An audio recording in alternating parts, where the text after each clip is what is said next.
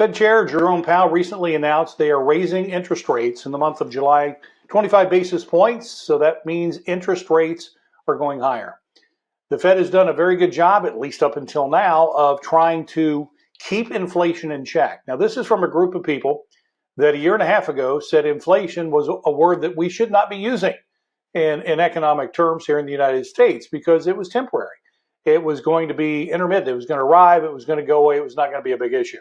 We had Janet Yellen, we had Jerome Powell, we had a bunch of financial experts that kept saying, stop talking about inflation and a recession. You're going to cause it simply by talking about it.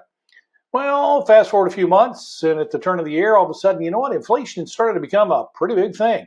And as a result, what happened was the Fed recognized, and Jerome Powell, to his credit, being as transparent as a Fed chair leader as he is, and I like him very much for that, he said, look, we're late to the party.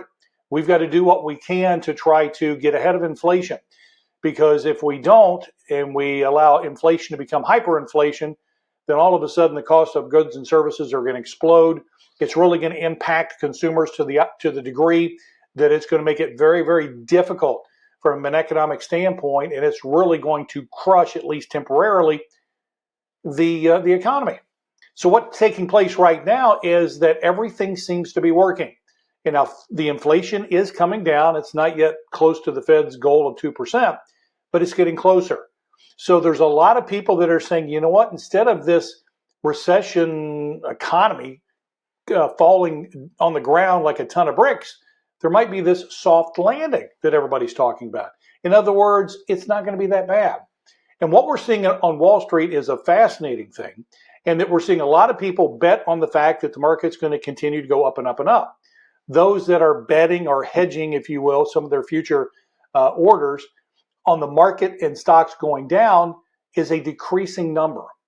When I see that, I grow very concerned. Now, first of all, I don't short stocks. I don't teach my students at Day Trade Fund to short stocks. We simply buy and sell securities, looking at intraday revenue patterns that allow us to jump in and out of a stock in 20 minutes or less on average for a 5 to 10% gain. But the idea for some investors that are in the long-term buy, hold, and pray approach, they're looking at this idea saying, hey, look, now's the time to take a lot of money off the sidelines and put it into the market. Because it looks like, because the market continues to go up, we're going to have this soft landing from an economic perspective. So as a result, this optimism that continues to grow is very, very dangerous. Folks, we've got some things on the horizon that could be some very, very serious scenarios. One, of course, being the regional bank crisis that I'll speak about in another video. But to me, the idea of now, with stocks being at some of these all-time high prices, to be optimistic and cheery enough to come running in is simply a dangerous, dangerous thing. There's something in investing that's called fear of missing out. I'm sure you've heard of it. And those that are on the sidelines with their hands crossing, I'm not going to do anything. Well, they're seeing their friends jump in, and some of their portfolios are going up. Of course, their friends are doing nothing about saying all they're doing is bragging about how much money they're making and how great of a decision they've made.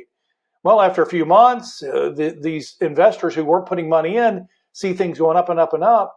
And from a greed standpoint, or really fear, it would be a better word, of fear of missing out, they decide to jump in and buy stocks at some incredibly high prices. It's a lot like individuals that would go shopping that will only pull money out of their purse or billfold when the sign says, we are now at our top price ever. Never a lower price than today. Buy today to snag the highest price ever on this particular item. I mean, we would laugh at that. But on stocks, we seem to be okay with that.